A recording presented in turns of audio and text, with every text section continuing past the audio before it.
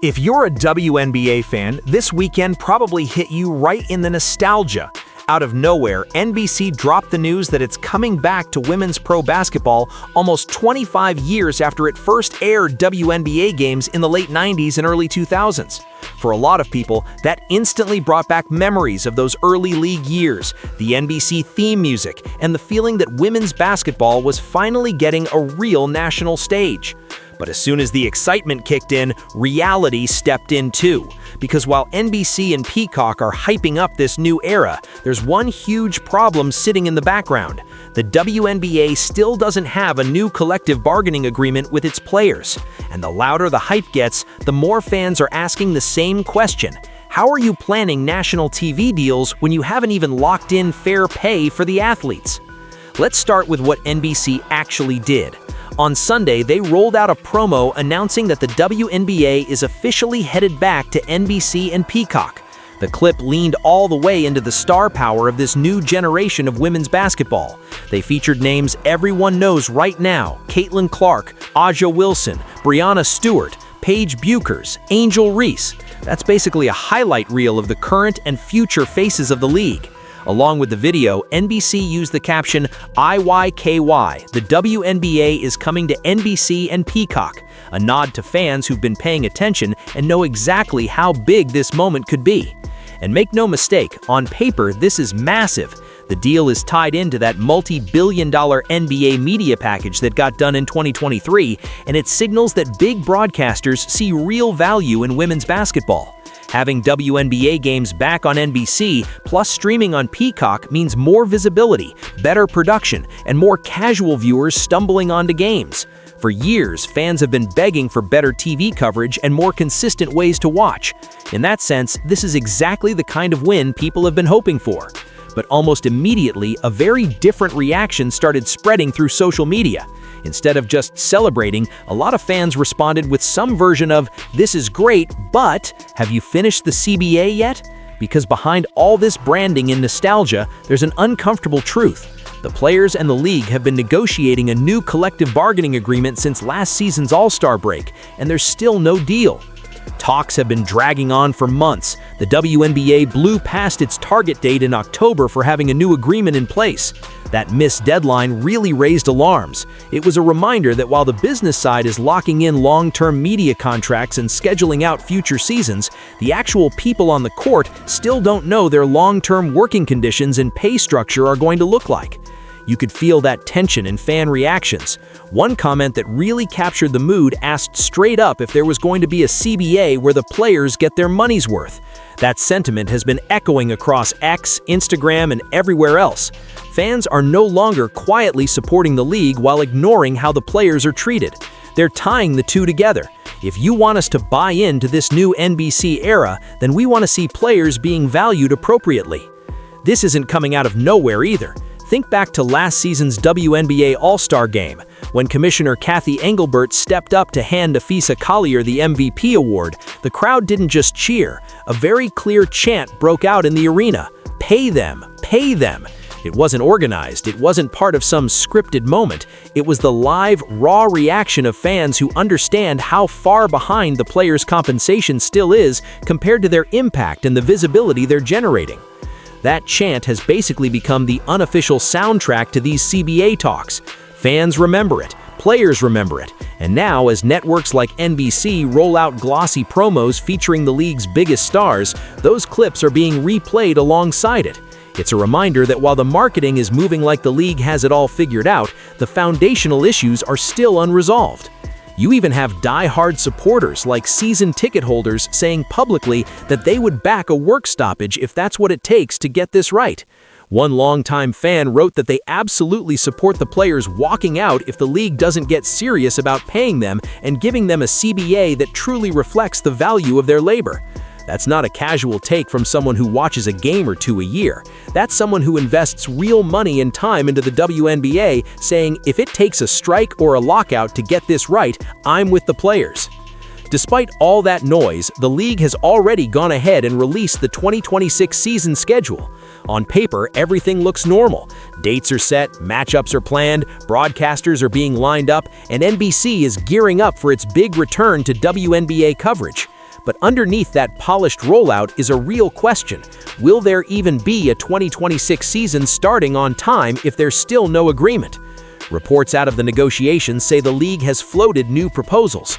Some of them include improvements in areas like housing and facility standards. That matters because we've seen plenty of stories over the years about players dealing with subpar accommodations, uneven access to training resources, and travel frustrations. So if the league is making concessions there, that's a positive step. But the big battlefield is still the same: revenue sharing. That is the phrase everybody keeps coming back to. How much of the money that comes in from media deals, sponsorships, ticket sales, and more actually ends up in players' pockets? That's where there still hasn't been a breakthrough, at least one that's been publicly acknowledged. Fans are not letting that slide. One person summed up the core frustration perfectly by demanding to know if the WNBA is going to pay the players what they deserve first before expecting people to celebrate these big broadcast moments. And this tension doesn't just live online. It's clearly front of mind for the athletes themselves. You look at the names being used to promote this NBC return: Caitlin Clark, Breanna Stewart, Aja Wilson, Paige Buchers, Angel Reese. These are the faces of the present and the future. Then you look at Nneka Ogwumike, the president of the WNBPA and someone who's been central to player advocacy for years. These women want to play in 2026. They want to be on those national broadcasts. They want to showcase their talent on the biggest possible stage. But there hasn't been any suggestion from them that they're willing to just suit up under any conditions. The message coming from top players has been consistent. Yes, we're committed to this league, but we're also committed to getting a fair deal. That means that if the CBA isn't right, you cannot just assume everyone is going to quietly go along with business as usual once the schedule says tip-off. You also have Napheesa Collier stepping into an even more visible leadership role. Fans know her as Queen Fee, and last year she made headlines not just for her play, but for what she said about the league's leadership. In her exit interview, she openly criticized Commissioner Engelbert and voiced her frustrations about how the CBA process was being handled. That wasn't some vague comment. It was a clear signal that players at the top are fed up with how slow and cautious the league has been in addressing their concerns. The reaction to Collier's comments was overwhelmingly supportive. Fans rallied behind her, and a lot of other players made it clear they agreed with her perspective. In many ways, she's become one of the main voices people trust when it comes to what's really happening behind the scenes. So when you see someone like that standing firm, it tells you a lot about how serious the players are about holding the league accountable this time. All of this has led some fans to start looking beyond just the league office and the players' union. A few have even suggested that NBC, as the new broadcast partner, might need to get more involved, not in dictating terms, but in helping ensure that there's actually a product to put on air. One fan went as far as to say that maybe a mediator should be in the room with the league and the players, so that the broadcaster can protect its investment and everyone walks away with an agreement that works. From a business perspective, that's not a wild thought. NBC is tying part of its programming future to the WNBA.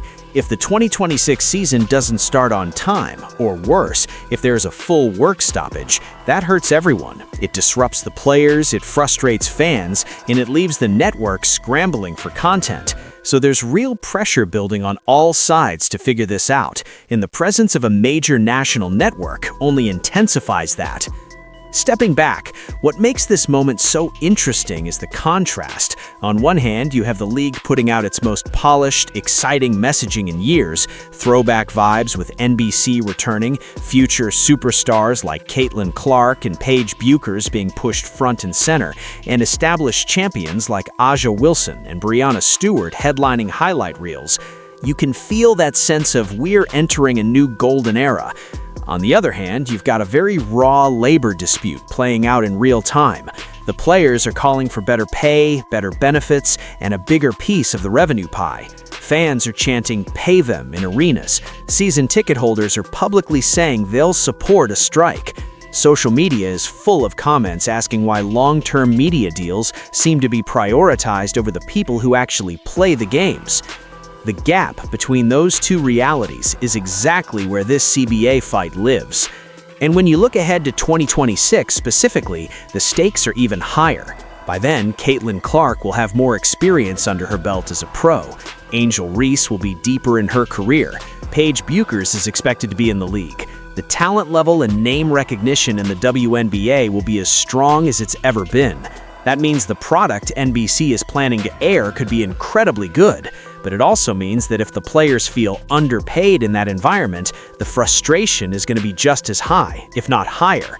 It's also worth remembering how far fan attitudes have come. For a long time, a lot of WNBA supporters just felt grateful the league existed at all. Now that's shifted. People don't just want the league to survive, they want it to thrive, and they want the players to share in that success.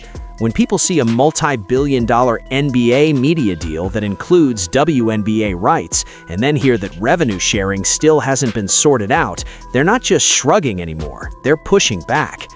Right now, as of today, there is still no finalized CBA. That's the cold reality under all of this. The schedule is out, NBC has rolled its promo, Peacock is ready to stream, but until the WNBA and the players come to terms on things like revenue sharing, compensation, housing, and facilities, all of those plans are built on uncertain ground.